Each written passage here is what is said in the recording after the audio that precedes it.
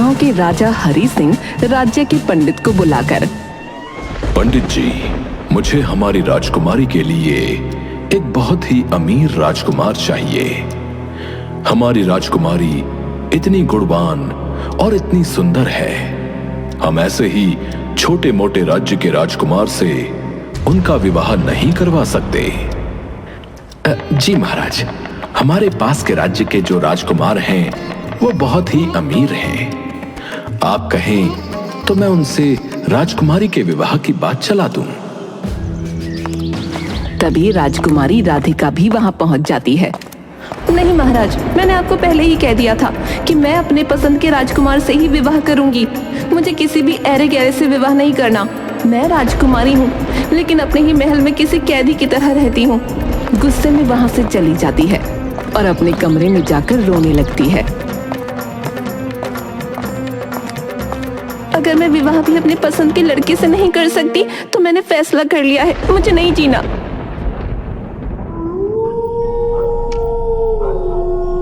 रात को राजकुमारी अपने कमरे के आसपास देखती है।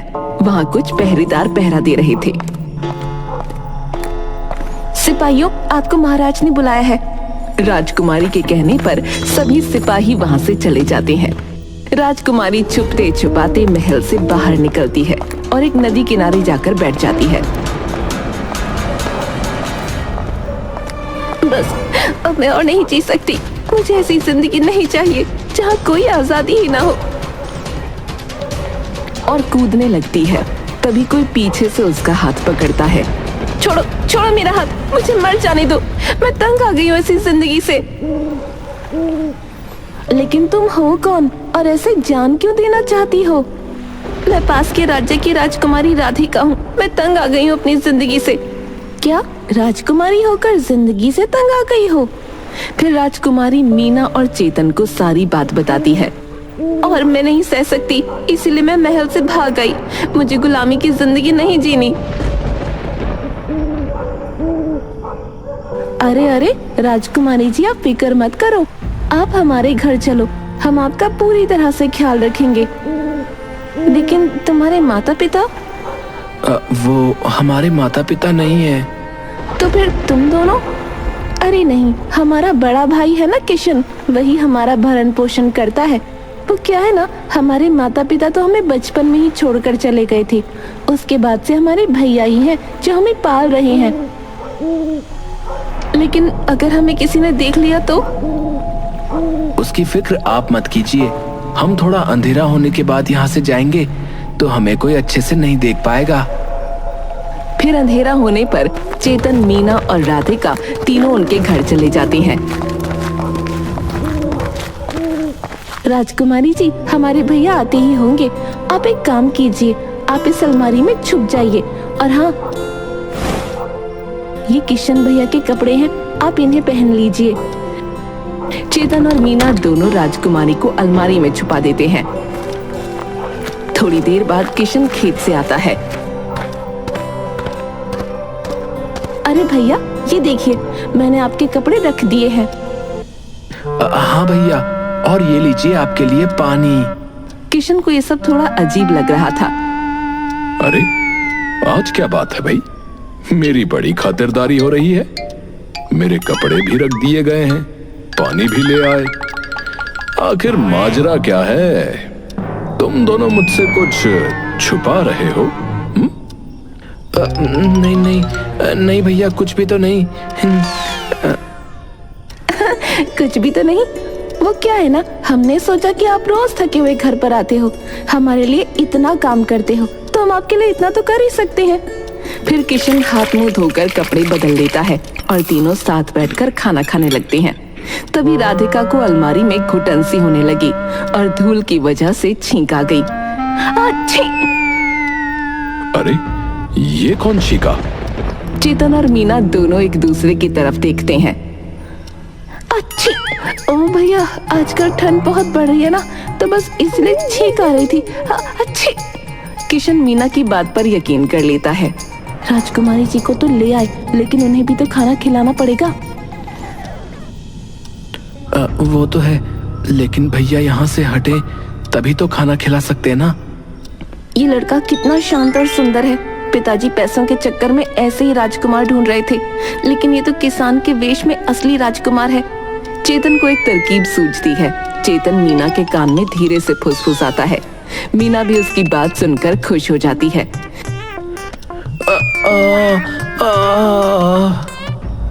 अरे क्या हुआ? मेरे पेट में बहुत तेज दर्द हो रहा है। क्या पेट में दर्द हो रहा है? थोड़ी देर रुक, मैं तुझे जीरे वाला पानी दे देता हूँ, अभी ठीक हो जाएगा। नहीं नहीं भैया, जीरे के पानी से कुछ भी नहीं होगा। मुझे वैद्य जी के पास ले चलो, बहुत दर्द हो रहा है। अरे लेकिन तुझे अचानक इतना दर्द कैसे होने लगा? वही तो मेरी समझ में नहीं आ रहा भैया, आप चलो जल्दी से। किशन और चेतन बाहर चले जाते हैं और इधर मीना राजकुमारी को खाना खिला देती है। तुम्हारे भैया ही अकेले पूरा काम संभालते हैं? हाँ राजकुमारी जी, हमारे भैया खेत और हमारा भी सारा खर्चा सब अकेले उठाते हैं। राजकुमारी मीना की बात सुनकर किशन से और ज्यादा प्रभावित होने लगी। चलिए राजकुमारी जी, अब आप फिर से छुप जाइए। राजकुमारी फिर से अलमारी में छुप गई। इधर किशन और चेतन दोनों वैद्य जी के पास जा रहे थे। अब तक तो राजकुमारी जी ने खाना खा लिया होगा। भैया चलो अब घर चलो। अरे पर क्यों? तेरा पेट दर्द? अरे अब वो अभी ठीक हो गया ना। ऐसे कैसे? अभी तो इतना तड़प रहा था और अब अचानक ठीक हो गया। एक बार वैद्य जी को दिखाते हैं। नहीं नहीं, अब जरूरत नहीं है, मैंने कहा ना मैं ठीक हो गया हूँ। ठीक है भाई, तो चलो फिर। किशन और चेतन दोनों घर पहुंचते हैं। तभी अचानक किशन की नजर झूठी थालियों पर पड़ी। अरे मीना, हम तो सिर्फ 3 ही लोग हैं, पर फिर ये चौथी थाली किसकी है भाई? अब तो पकड़े गए। अरे वो क्या है ना भैया, इस थाली में सब्जी धुल गई थी तो मैं इसे भी साफ करने के लिए ले गई। अगले दिन किशन फिर से खेतों पर चला जाता है और चेतन, मीना और राधिका तीनों घर पर होती हैं। मैं तो मरी गई थी उस अलमारी में, अगर मैं और थोड़ी देर वहां रहती तो मेरा तो दम ही निकल जाता। अच्छी। चेतन और मीना राजकुमारी की बात सुनकर जोर जोर से हंसने लगती हैं। फिर राधिका घर में चारों तरफ देखती है। क्या हुआ राजकुमारी जी? कुछ नहीं, लेकिन यहाँ कितनी धूल है, तुम दोनों यहाँ ठीक से साफ सफाई क्यों नहीं करते? अरे इस मीना को ना ठीक से साफ सफाई करना ही नहीं आता है। मीना शर्म से सर झुका लेती है। कोई बात नहीं मीना, आज हम तीनों मिलकर पूरे घर की साफ सफाई करेंगे। और शाम तक राजकुमारी चेतन और मीना के साथ मिलकर पूरे घर को बिल्कुल साफ सुथरा बना देती है। अरे वाह राजकुमारी जी, आप राजकुमारी होने के बाद भी कितने अच्छे से काम करती हैं। आपने तो घर कितना सुंदर सजा दिया। हाँ, मेरी माँ ने मुझे सारे काम करने सिखाए हैं। उनका कहना है कि एक राजकुमारी को हर काम में निपुण होना चाहिए। देखा, तू भी सीख कुछ राजकुमारी जी से। वैसे राजकुमारी जी, आज आप भैया के आने से पहले ही खाना खा लीजिए, नहीं तो फिर भूखा रहना पड़ेगा।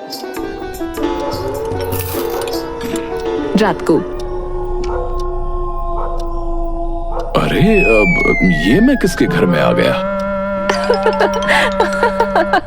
हम दोनों ने मिलकर इसे अच्छा बना दिया है। तो तुम दोनों ने मिलकर इसे अच्छा बना दिया है। अरे वाह, आज से पहले तो कभी नहीं किया, फिर आज क्या हो गया भाई?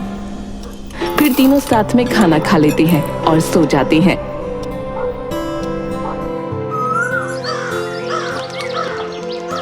मैं खेत जा रहा हूँ, ठीक है?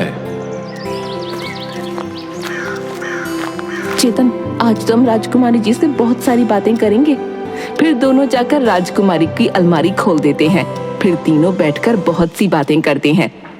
वैसे तुम्हारे माँ पिताजी कब इस दुनिया से चले गए? हम तो बहुत छोटे थे और भैया हम जितने, तब सांप के काटने से माँ और पिताजी दोनों चल बसे।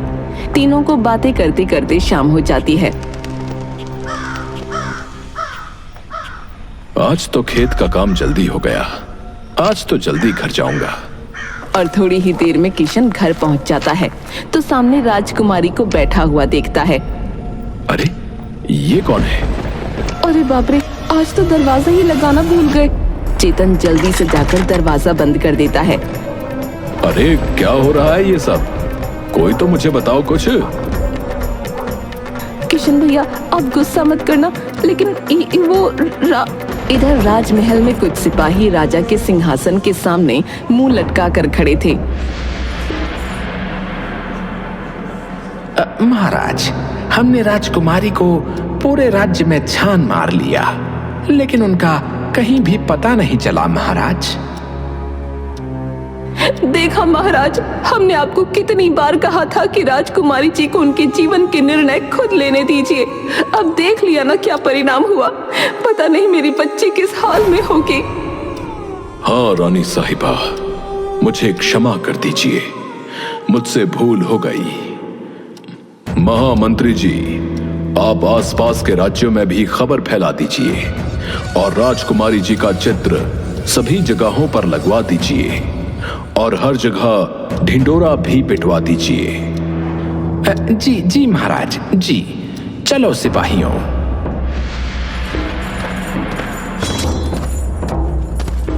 सुनो सुनो सुनो। महामंत्री जी, जैसे महाराज ने कहा था वैसे ही हमने हर जगह राजकुमारी का चित्र लगा दिया है और हर जगह ढिंडोरा भी पिटवा दिया है। इधर किशन के घर पर, अरे ये मीना कहीं किशन को मेरी असलियत ना बता दे, नहीं तो बहुत बुरा होगा। मैं राधिका हूँ। लेकिन तुम यहाँ क्या कर रही हो, और वो भी मेरे कपड़ों में? पहले तो तुम्हें यहाँ कभी नहीं देखा। वो ये बेचारी बहुत परेशान थी और अपनी जान देने वाली थी, तो हम दोनों इसे बचाकर अपने घर ले आए। लेकिन इसके घर वाले परेशान हो रहे होंगे ना? उन्हीं की वजह से तो मैं जान दे रही थी। वो मेरी शादी कहीं और करवाना चाहते हैं और मुझे नहीं करनी उससे शादी। लेकिन राधिका, ये तो बहुत गलत बात है ना। तुम्हारे घर वाले भी तुम्हारी भलाई ही सोचते होंगे। चलो, मैं तुम्हें तुम्हारे घर छोड़कर आता हूँ। नहीं नहीं, मुझे अभी अपने घर नहीं जाना। कुछ दिन और यहाँ रह लेने दीजिए, मैं खुद चली जाऊंगी। अच्छा ठीक है, लेकिन अगर तुम्हें किसी ने पहचान लिया तो? अरे कैसे पहचानेंगे इसे? हम इसे लड़का बना देंगे और अगर कोई पूछेगा तो कह देंगे हमारा दूर का चचेरा भाई है। हाँ ठीक है। अगले दिन, अरे हर रोज तो खेत पर जाने में कोई दिक्कत नहीं होती, लेकिन आज तो जाने का मन ही नहीं कर रहा है लगता है। बस जी करता है कि राधिका को देखता ही रहूं। कितनी मासूम और चंचल है। राधिका भी किशन को देखे जा रही थी और किशन के मन की बात समझ चुकी थी। वैसे मीना, मैंने आज तक किसानों को खेत पर काम करते नहीं देखा, तो आज हम तुम्हारे भैया को खाना देने के लिए जाएंगे। अच्छा ठीक है, आ जाना, पर थोड़ा ध्यान से। अब मैं खेत पर जा रहा हूँ। दोपहर में ये लो, अब बन गई हमारी राजकुमारी दीदी राजा भैया। फिर तीनों किशन को खाना देने के लिए चले जाते हैं। किशन उन्हें देखकर खुश हो जाता है। अरे किशन भैया, यह कौन है भाई? आज से पहले तो गांव में कभी नहीं देखे। अरे काका, ये हमारा दूर का चचेरा भाई है। आज पहली बार ही गांव में आया है। उसे हमारे खेत देखने का बहुत मन हो रहा था, तो हम ले आए। लेकिन किसान होते हुए भी हाथ बिल्कुल मक्खन जैसे, ये तो नामुमकिन है। और चाल ढाल भी बिल्कुल लड़कियों जैसी। कुछ तो गड़बड़ है। अच्छा किशन, तुम मुझे अपने खेत नहीं दिखाओगे? हाँ चलो चलो। अरे खेत में मंदिर और इस सांप की केंचुली क्यों रखी हुई है? वो सब बातें छोड़िए, आप तो खेत देखने चलिए। फिर दोनों खेत देखने के बहाने थोड़ा दूर चले जाते हैं। किशन, वो मुझे तुमसे कुछ कहना था।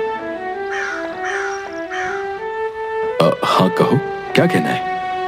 वो मुझे तुम बहुत पसंद हो, मैं तुमसे शादी करना चाहती हूँ। मुझे माफ कर दो राधिका, लेकिन मैं तुमसे शादी नहीं कर सकता। लेकिन क्यों? क्या तुम मुझे पसंद नहीं करते? ऐसी बात नहीं है राधिका, मैं भी तुम्हें पसंद करता हूँ, लेकिन मैं तुमसे विवाह नहीं कर सकता। लेकिन क्यों किशन?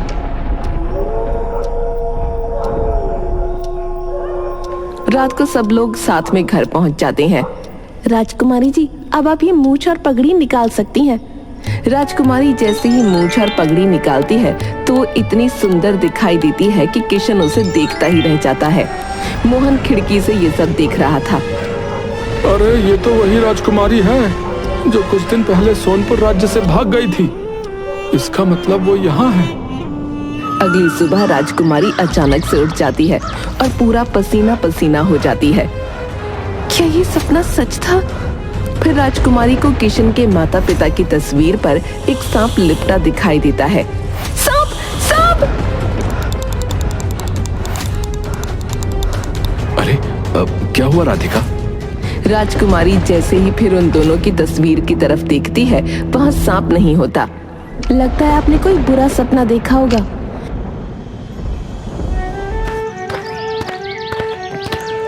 आज तो मैं राधिका के लिए ये चमेली का गजरा लेकर जाऊंगा, उन्हें बहुत पसंद आएगा। लेकिन जब किशन घर पहुंचता है तो देखकर हैरान हो जाता है। अरे क्या हुआ मीना, चेतन, तुम दोनों इतना परेशान क्यों हो? भैया, वो राजकुमारी जी कहीं नहीं मिल रही। क्या? लेकिन राधिका कहाँ जा सकती है? भैया, हमने आपसे झूठ कहा था, वो एक राजकुमारी है। और फिर चेतन किशन को सारी बातें सच सच बता देता है। लेकिन तुमने मुझे पहले क्यों नहीं बताया? क्योंकि हम डर गए थे कि अगर आपको सच्चाई बता देंगे तो आप उसे यहाँ रहने नहीं देंगे। तीनों सब जगह राधिका को ढूंढने लगते हैं, लेकिन राधिका कहीं नहीं मिलती। इधर मोहन राजा के सिपाहियों के साथ किशन के घर पहुंच जाता है। इन तीनों ने ही राजकुमारी जी को यहाँ छुपा कर रखा है। अरे लेकिन मुझे तो पता ही नहीं था कि वो राजकुमारी है। अरे हर जगह राजकुमारी जी का चित्र लगा हुआ है, क्या तुमने उन्हें नहीं देखा? अरे भाई, मैं किसान आदमी हूँ, दिन भर मेरा खेत पर निकल जाता है और रात होने के बाद घर जाता हूँ, तो भला किसकी तस्वीर देखा करूंगा? और वैसे भी राजकुमारी जी हमें भी नहीं मिल रही। सिपाहियों, ले चलो इन तीनों को महाराज के पास। बताओ, तुमने राजकुमारी को कहाँ छुपा कर रखा है? महाराज, हमें नहीं पता कि राजकुमारी कहाँ चली गई है। इधर इन सब बातों से अनजान राजकुमारी एक घने जंगल में नदी के पास खड़ी हुई थी। शायद ये वही जादुई नदी है जो किशन की माँ ने बताई थी। राजकुमारी जैसे ही एक पैर नदी में रखती है, वहाँ एक सीढ़ी बन जाती है। राजकुमारी उसे पार करके नदी के अंदर चली जाती है, जहाँ नागलोक था। ए लड़की, कौन हो तुम और यहाँ कैसे आई? फिर राजकुमारी नाग देवता को सारी बातें बताती है। मुझे किशन की माँ ने सपने में दर्शन देकर सारी बात बताई और इसीलिए मैं आपसे माफी मांगने आई हूँ। आप उनके परिवार को माफ कर दीजिए। वैसे भी किशन के दादा ने कुछ भी जानबूझकर नहीं किया था। लेकिन इन सब बातों से मेरा बेटा फिर से जीवित नहीं हो जाएगा। नाग देवता, मैं आपके बेटे की केंचुली संभाल कर लाई हूँ। मुझे किशन की माँ ने बताया था कि अगर आप अपने सिर की मणि को इसकी केंचुली पर रख दें तो आपका बेटा फिर से जीवित हो सकता है। क्या? सच में? फिर नागराज वैसा ही करता है जैसा राधिका ने कहा, और सच में नागराज का बेटा जिंदा हो जाता है। बताओ, क्या चाहिए तुम्हें? मैं चाहती हूँ आप किशन के परिवार को आपके शाप से मुक्ति दे दें। ठीक है, अब हम में से कोई भी नाग किशन के परिवार को कोई नुकसान नहीं पहुंचाएगा। जब राजकुमारी फिर से किशन के घर पहुंचती है, तब उन्हें सारी बातें पता चलती हैं। वो दौड़ती हुई महल में पहुंच जाती है। पिताजी, आपने किशन और उनके भाई बहन को बंदी क्यों बनाया है? उन्होंने मेरी जान बचाई है। इतने दिन मुझे अपने घर पर नाजों से रखा, आपने उन्हें ही बंद कर दिया। मुझे माफ कर दो बेटी, लेकिन मैं तुम्हारे लिए बहुत अधिक चिंतित हो गया था। सिपाहियों, उन तीनों को मुक्त कर दो।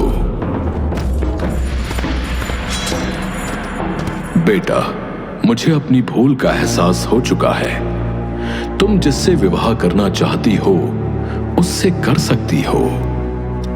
पिताजी, मैं किशन से शादी करना चाहती हूँ। वो किसी राज्य का राजकुमार नहीं, लेकिन अपने मन से राजकुमार है। लेकिन राजकुमारी जी, मुझे पता है कि तुम मुझसे विवाह इसलिए नहीं करना चाहते क्योंकि तुम्हें डर है कि शादी के बाद मुझे भी कोई नाक डस लेगा। लेकिन इस बात की फिक्र तुम मत करो। मुझे तुम्हारी माँ ने अपने सपने में आकर सब कुछ बता दिया था और फिर वो उन्हें सारी बातें बताती है।